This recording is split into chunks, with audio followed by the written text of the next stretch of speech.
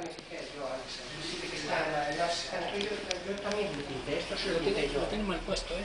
Tiene que quitar esto y esto va por debajo. Meterlo por debajo del pozo. Yo hice una pintura ahí. La pintura estoy pintando porque esta escala también. No, es que no espera, no espera. No. Sí. Pues mira, yo esto lo tengo mal puesto. Su posición es esta. Yo lo tengo así puesto más. Pero no tenía cinturones tampoco. Y allá en los años 70 fue cuando obligaron a mandarlo. Entonces lo puso delante porque no eran obligatorios.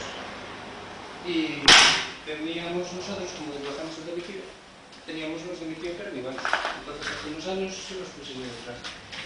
Porque ahora nos vamos a las niñas y tal, ya que los tenía, pero se lo creo.